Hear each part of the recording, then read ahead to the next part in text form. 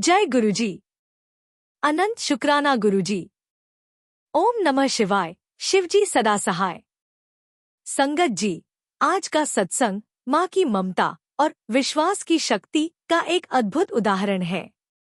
Doctor कहते हैं कि मेडिकल साइंस में हर क्यों का जवाब होता है, लेकिन जब एक माँ अपने बच्चे के लिए ईश्वर के सामने झोली फैलाती है तो मेडिकल साइंस के सारे तर्क और सारे आंकड़े फेल हो जाते हैं। आज का सत्संग एक ऐसी बच्ची का है जो जन्म से ही बोल नहीं सकती थी।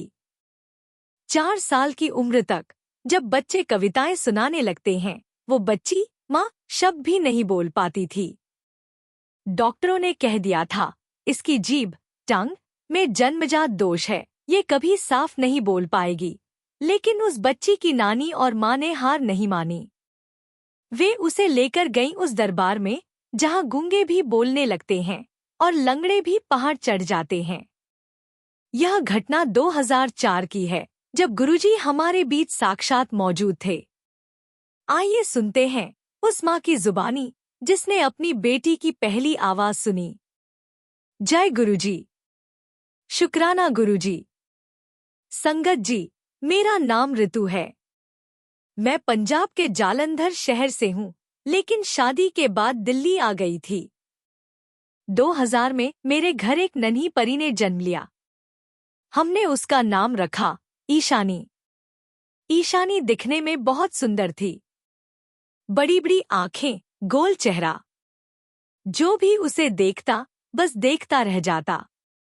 लेकिन जैसे जैसे वो बड़ी होने लगी, हमें एक कमी महसूस होने लगी। 1.5 साल की हो गई पर वो कुछ बोलती नहीं थी। 2 साल की हुई तब भी सिर्फ इशारे करती। हम सोचते थे कोई बात नहीं, कुछ बच्चे देर से बोलते हैं। लेकिन जब वो 3 साल की हुई और मम्मा पापा भी नहीं बोल पाई तो हमारी चिंता बढ़ गई। हमने दिल्ली के बड़े से बड़े ईएनटी स्पेशलिस्ट को दिखाया। टेस्ट हुए, स्कैन हुए। डॉक्टर ने रिपोर्ट देखी और कहा, मिसेज ऋतु, आपकी बेटी की जीभ की बनावट में दिक्कत है, टंग टाई एंड न्यूरोलॉजिकल डिले, और साथ ही इसके वोकल कॉर्ड्स भी पूरी तरह विकसित नहीं है। सर्जरी कर सकते हैं पर चांस बहुत कम है। शायद ये जिंदगी भर साफ न बोल पाए। इसे मूक बधिर स्कूल, साइन लैंग्वेज स्कूल में डाल दीजिए। संगत जी, एक माँ के लिए इससे बुरी खबर क्या हो सकती है कि उसकी बेटी जो सुन सब सकती है, समझ सब सकती है, पर अपना दर्द, अपनी खुशी कभी बोलकर नहीं बता पाएगी। मैं रात रात भर रोती। ईशानी मेरे पास आती, मेरे आंसू पोंछती और इशारों में पूछती क्या हुआ। मैं उसे गले लगा लेती और सोचती, हे भगवान, मेरी आवाज ले ले पर मेरी बच्ची को दे दे। मेरी माँ ईशानी की नानी गुरुजी की बहुत पुरानी संगत थी। वे जालंधर में भी गुरुजी के पास जाती थी। जब उन्हें ईशानी के बारे में पता चला तो वे दिल्ली आईं। उन्होंने मुझसे कहा, ऋतु, तू डॉक्टरों के चक्कर में बहुत पड़ ली, अब उस महाडॉक्टर के पास चल। मैं बहुत निराश थी, मेरा मन टूट चुका था। मैंने कहा, माँ, डॉक्टर ने कहा है ये मेडिकल प्रॉब्लम है। बाबा जी क्या करेंगे? माँ ने डांटते हुए कहा, डॉक्टर शरीर देखता है, गुरुजी रूह, सोल देखते हैं। तू बस चल। जून 2004 की बात है। हम एम्पायर एस्टेट गए। गुरुजी अपने आसन पर बैठे थे। हॉल खचाखच भरा था। शब्द कीर्तन चल रहा था। ईशानी मेरी गोद में थी। वो गुरुजी को देख रही थी और मुस्कुरा रही थी। गुरुजी ने एक बार भी हमारी तरफ नहीं देखा। हम 3 से 4 घंटे बैठे रहे, फिर लंगर प्रसाद खाकर वापस आ गए। मैं घर आकर माँ से लड़ी, देखो माँ, कुछ नहीं हुआ। गुरुजी ने तो देखा भी नहीं। हमने बेकार में बच्ची को परेशान किया। माँ ने कहा, सब्र रख, बीज आज बोया है, कल ही फल थोड़ी देगा। हम लगातार 4 गुरुवार गए। 5वें गुरुवार को गुरुजी ने संगत के बीच में से हमें इशारा किया। मेरी धड़कन रुक गई। मैं ईशानी को लेकर आगे गई। गुरुजी ने ईशानी को देखा। ईशानी ने डरने के बजाय गुरुजी की तरफ हाथ बढ़ा दिए। गुरुजी मुस्कुराए। उन्होंने ईशानी को अपनी गोद में बिठा लिया। संगत जी, वो दृश्य मैं मरते दम तक नहीं भूल सकती। साक्षात महाशिव की गोद में मेरी बच्ची खेल रही थी। गुरुजी ने पास रखे प्रसाद के थाल में से मुट्ठी भर मिश्री उठाई और ईशानी के मुंह में डाल दी। फिर उन्होंने मेरी तरफ देखा और पंजाबी में कहा, डॉक्टर कहते हैं ये गूंगी है। मैं रोने लगी। मैंने सिर हिलाया। हाँ गुरुजी। गुरुजी ने हंसते हुए कहा, डॉक्टर पागल हैं। ये तो बहुत बातें करती है, बस अभी इसका मन नहीं है। फिर उन्होंने ईशानी के सिर पर हाथ फेरा और कहा, जा आंटी, इसे ले जा। इसे अब मिश्री खिला दिया है। अब ये इतनी मिठास घोलेगी कि तू कहेगी, बस कर, चुप हो जा। हम घर आए। मुझे समझ नहीं आया कि गुरुजी ने क्या किया। बस मिश्री तो खिलाई थी। 2 दिन बीत गए। ईशानी वैसी ही थी, चुप। तीसरे दिन सुबह की बात है। मैं रसोई में चाय बना रही थी। ईशानी अपने कमरे में खेल रही थी। अचानक मुझे एक आवाज आई, मम्मा। पानी। मेरे हाथ से चाय का पतीला छूट गया। मैं भागकर कमरे में गई। मैंने सोचा शायद मेरा वहम है। ईशानी अपने खिलौनों के साथ बैठी थी। उसने मुझे देखा और अपनी तोतली, लेकिन साफ आवाज में फिर बोला, मम्मा पानी दो। संगत जी, मैं वहीं जमीन पर गिर गई। मैंने उसे सीने से लगा लिया। मैं पागलों की तरह चिल्लाई, माँ, मम्मी। ईशानी बोली। मेरी माँ, नानी भाग कर आई। ईशानी ने नानी को देखा और बोला, नानी, वो शब्द जो 4 साल से उसके गले में अटके थे, वो उस मिश्री प्रसाद ने पिघला दिए थे। 1 हफ्ते बाद हम उसी ईएनटी स्पेशलिस्ट के पास गए। डॉक्टर ईशानी को देखकर हैरान थे। उन्होंने फिर से टेस्ट किए। डॉक्टर ने रिपोर्ट देखी और अपना चश्मा उतारकर मेज पर रख दिया। वे बोले, मिसेज ऋतु, ये चमत्कार है। इसके वोकल कॉर्ड्स में जो सिकुड़न थी, वो खुल गई है। जीभ का मूवमेंट बिल्कुल नॉर्मल है। साइंस में इसका कोई एक्सप्लेनेशन नहीं है। मैंने मन ही मन कहा, डॉक्टर साहब, साइंस वहां खत्म होती है जहां मेरे गुरुजी शुरू होते हैं। संगत जी, आज ईशानी 24 साल की है। वो एमबीए कर रही है। और जैसा गुरुजी ने कहा था, वो इतना बोलती है, इतना हंसती है कि कभी कभी मुझे कहना पड़ता है, बेटा अब बस कर, थोड़ा चुप हो जा। जब भी मैं उसे यह कहते हुए सुनती हूँ, मुझे एम्पायर एस्टेट का वो दृश्य याद आता है। वो मिश्री का प्रसाद और गुरुजी की वो मुस्कान। इस सत्संग से मैंने यह सीखा। विश्वास की परीक्षा। गुरुजी ने हमें पहले 4 बार बुलाया, देखा भी नहीं। वो मेरा सब्र, पेशेंस देख रहे थे। अगर मैं माँ की बात न मानकर रुक जाती, तो शायद आज मेरी बेटी खामोश होती। प्रसाद की महिमा। वो मिश्री सिर्फ चीनी नहीं थी। गुरुजी का हर प्रसाद, चाहे वो चाय हो, लंगर हो या मिश्री, दवाई है। उसमें उनकी शक्ति होती है। तर्क वर्सेस चमत्कार। जब आप तर्क, लॉजिक छोड़ते हैं, तभी चमत्कार, मैजिक घटता है। संगत जी, सत्संग आगे जारी रहेगा, परंतु पहले एक अत्यंत महत्वपूर्ण सेवा संदेश आपसे विनम्रतापूर्वक साझा करना आवश्यक है। इस चैनल का उद्देश्य केवल कथन, उपदेश या प्रेरणा देना नहीं है, बल्कि वास्तविक धरातल पर जीवन बदलने वाली सेवा को निरंतर चलाना है। इस समय यहाँ एक निरंतर अन्न सेवा संचालित हो रही है, जिसमें ऐसे जरूरतमंद भाई बहनों, श्रमिक परिवारों और छोटे छोटे मासूम बच्चों तक भोजन पहुंचाने का प्रयास किया जाता है, जो कई बार खाली पेट सोने को मजबूर हो जाते हैं। संगत जी, एक प्लेट भोजन किसी के लिए सिर्फ खाना होता है, लेकिन किसी के लिए जीवन की उम्मीद, सुरक्षा और दुआ बन सकता है। अगर आपका हृदय इस सेवा से जुड़ना चाहे, तो आप अपनी श्रद्धा और भाव के अनुसार इस पवित्र कार्य में सहभागिता कर सकते हैं। शास्त्रों में स्पष्ट कहा गया है, सेवा वह पुण्य है जो मनुष्य के कर्म भंडार को उज्जवल करता है और अदृश्य संकटों को दूर करता है। किसी के पेट में भोजन पहुंचना मात्र कर्म नहीं, बल्कि ईश्वर तक पहुंचा प्रेम संदेश है। कहते हैं कि सेवा में दिया गया अन्न दुआ बनकर लौटता है और जीवन की राहों को सहज बनाता है। जब स्क्रीन पर QR कोड दिखाई दे, तो इस सरल प्रक्रिया का पालन करें। जैसे ही QR कोड दिखे, उसका स्क्रीनशॉट ले लीजिए।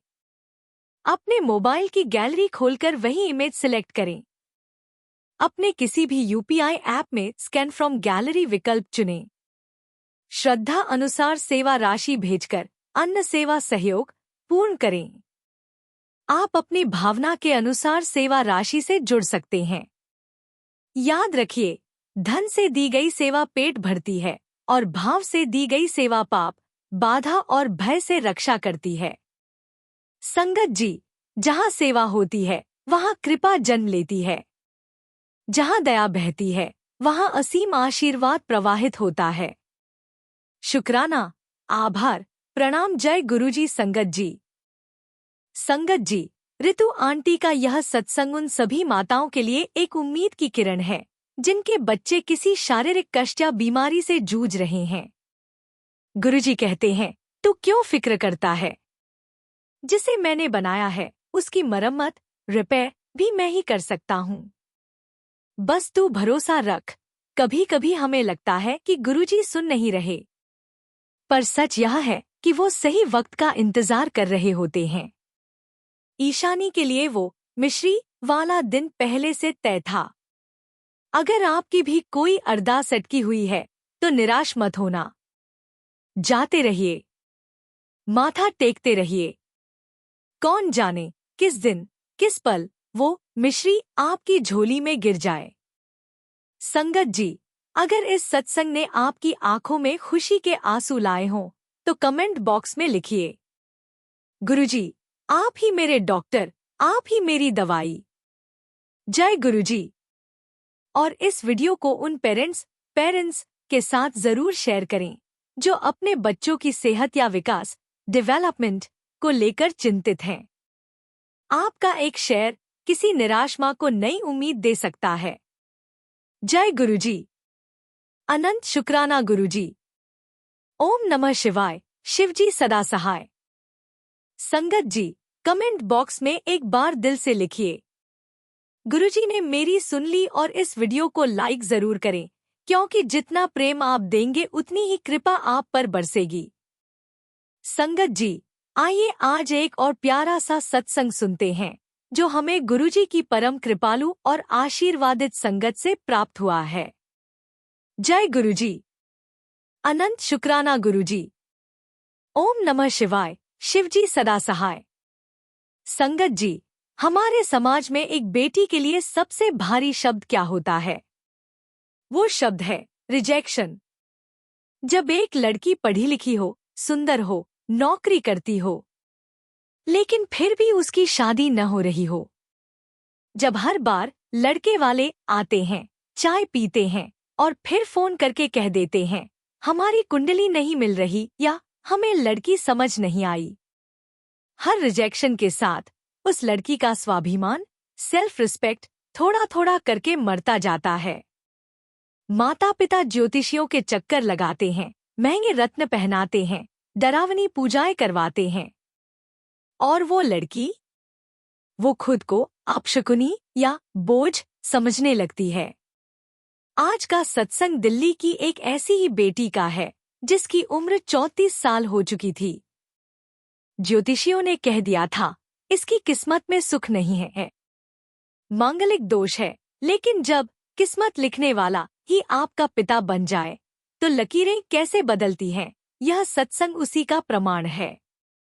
यह घटना 2017 की है। गुरुजी के बड़े मंदिर, बेड मंदिर की महिमा की। आइए सुनते हैं कुंडली और कर्मों से ऊपर उठकर कृपा की सत्संग। जय गुरुजी। शुक्राना गुरुजी। संगत जी, मेरा नाम मीरा है। मैं गुड़गांव में एक एमएनसी में एचआर मैनेजर हूँ। बाहर की दुनिया के लिए मैं एक सक्सेसफुल वुमन थी। अच्छी सैलरी, गाड़ी, अपना फ्लैट। लेकिन घर के अंदर मैं सिर्फ एक कुंवारी बेटी थी जिसकी उम्र निकल रही थी। मेरी उम्र 33 साल हो चुकी थी। हमारे समाज में 30 के बाद लड़की की शादी होना किसी पहाड़ तोड़ने जैसा माना जाता है। 26 साल की उम्र से मेरे माता पिता ने लड़का ढूंढना शुरू किया था। शुरुआत में हम चूजी थे, लेकिन जैसे जैसे साल बीतते गए हम समझौता करने लगे। संगत जी, मैंने कम से कम 40 से 50 लड़कों को देखा होगा। कभी लड़का मना कर देता, कभी उसके घर वाले, और सबसे बड़ी मुसीबत थी मेरी कुंडली। पंडित कहते थे लड़की घोर मांगलिक है, इसके 7वें घर में राहु है, शादी होगी तो टिकेगी नहीं या पति पर संकट आएगा। ये सुनकर अच्छे खासे रिश्ते टूट जाते। मेरे मम्मी पापा डर जाते। उन्होंने मेरी शादी के लिए जमा किए पैसे पूजा पाठ में खर्च करने शुरू कर दिए। मैंने उज्जैन जाकर पूजा करवाई, नासिक गई, न जाने कितने नीलम और पुखराज पहने, पर कुछ नहीं हुआ। बस मेरी उम्र बढ़ती गई और डिप्रेशन गहरा होता गया। रिश्तेदार और पड़ोसी जो पहले हालचाल पूछते थे, अब सिर्फ ताने मारते। अरे मीरा, अभी तक बैठी हो? बेटा, करियर तो ठीक है, पर घर भी बसाना चाहिए। शर्मा जी, आपकी लड़की में ही कोई कमी होगी, वरना इतना टाइम थोड़ी लगता है। मैं रात को अपने तकिए में मुंह दबाकर रोती थी। मुझे लगता था, क्या मैं इतनी बुरी हूँ? क्या मुझे खुश रहने का हक नहीं है? मैं अपने पापा की आंखों में नहीं देख पाती थी। मुझे लगता था कि मैं उनकी छाती पर पत्थर बनकर बैठी हूँ। मेरे ऑफिस में एक लड़की थी, शालिनी। वो हमेशा बहुत खुश रहती थी। उसकी टेबल पर गुरुजी का एक छोटा सा स्वरूप रखा था। एक दिन लंच में उसने मुझे उदास देखा। उसने पूछा, मीरा, क्या बात है? मैं टूट गई। मैंने उसे सब बता दिया, अपनी उम्र, कुंडली का दोष और मेरा अकेलापन। शालिनी ने कहा, मीरा, तूने सबकी सुन ली, पंडितों की, रिश्तेदारों की, दुनिया की।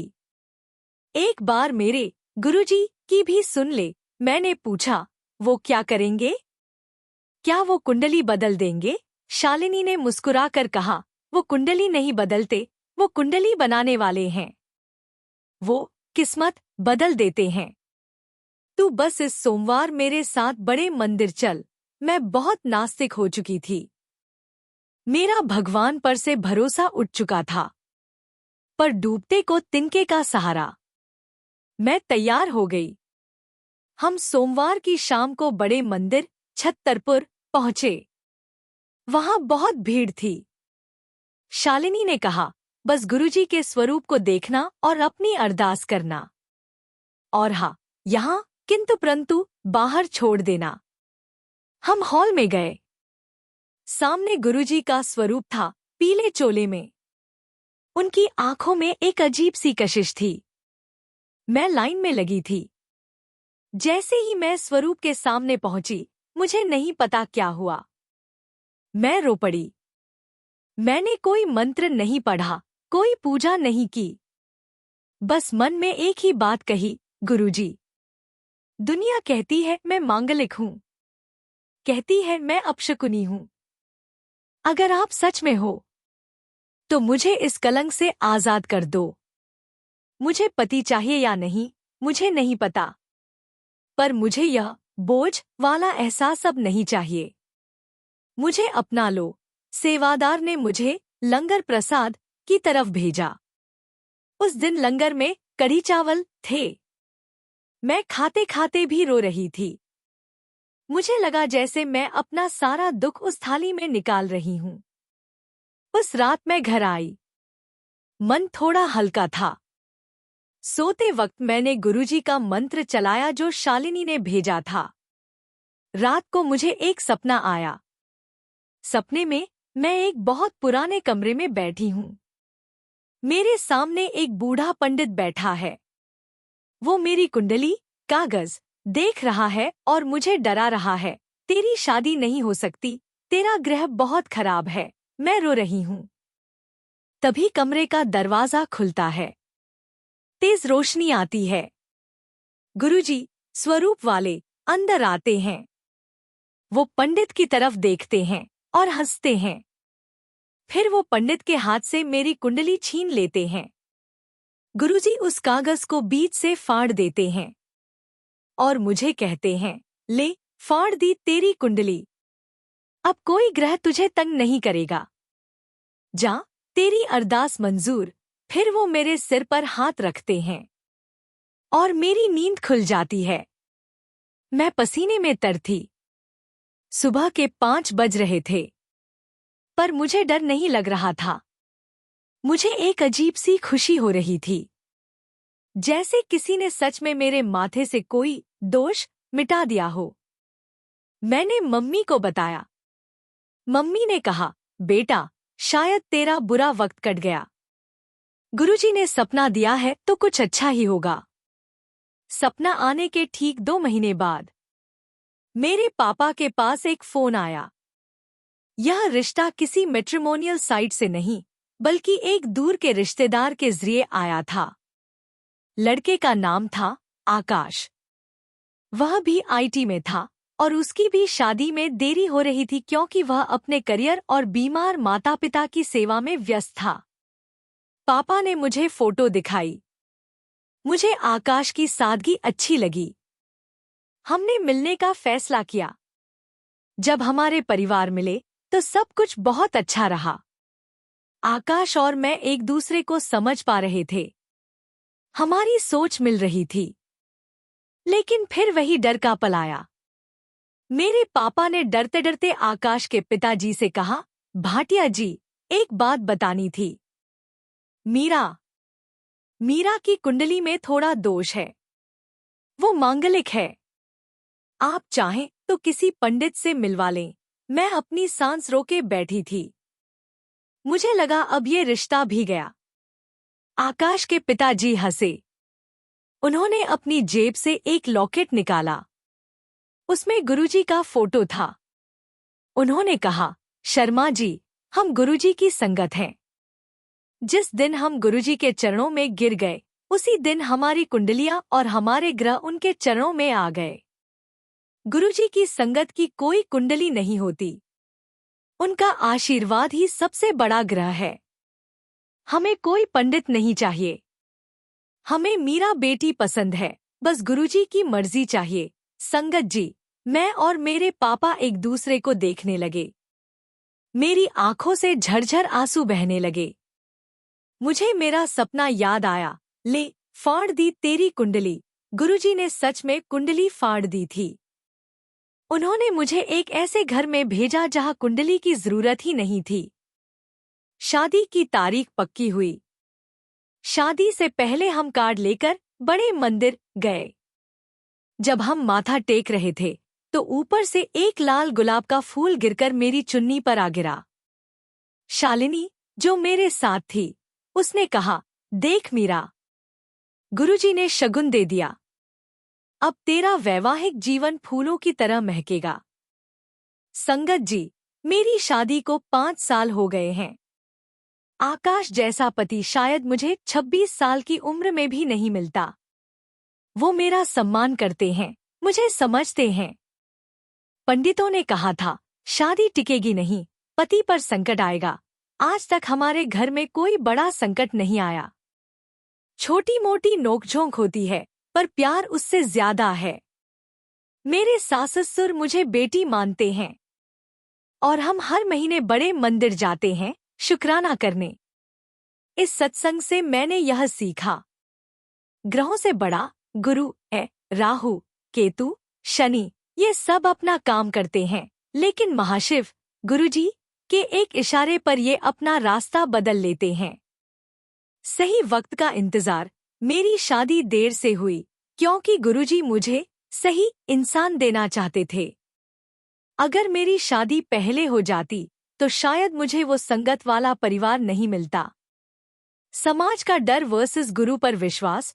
जब आप दुनिया की सुनना बंद करके गुरुजी की सुनते हैं तो चमत्कार अपने आप होते हैं। संगत जी, मीरा की सत्संग उन सभी बेटियों और उनके माता पिता के लिए है जो कुंडली के दोषों और समाज के तानों से डर रहे हैं। गुरुजी कहते हैं, कागज के पन्नों पर अपनी किस्मत मत ढूंढ, अपनी किस्मत मेरे चरणों में रख दे। मैं वो लिख दूंगा जो किसी पंडित की किताब में नहीं लिखा। मांगलिक दोष, काल सर्प दोष, पितृ दोष, ये सब गुरुजी की एक दया भरी नजर ब्लेसिंग के सामने राख बन जाते हैं। अगर आपकी या आपके बच्चों की शादी में अड़चन आ रही है तो जगह जगह भटकना छोड़िए, सीधे बड़े मंदिर जाइए, अरदास करिए और फिर देखिए कैसे वो महामाली आपके जीवन के बगीचे को फूलों से भर देता है। संगत जी, अगर इस सत्संग ने आपके मन का डर कम किया हो तो कमेंट बॉक्स में सच्चे दिल से लिखिए, मेरी किस्मत गुरुजी के हाथ, मुझे किसी का डर नहीं। जय गुरुजी। और इस वीडियो को उन परिवारों के साथ शेयर करें जो शादी ब्याह की चिंताओं में घिरे हुए हैं। शायद मीरा की सत्संग उनकी हिम्मत बन जाए। जय गुरुजी। अनंत शुक्राना गुरुजी। ओम नमः शिवाय। शिवजी सदा सहाय।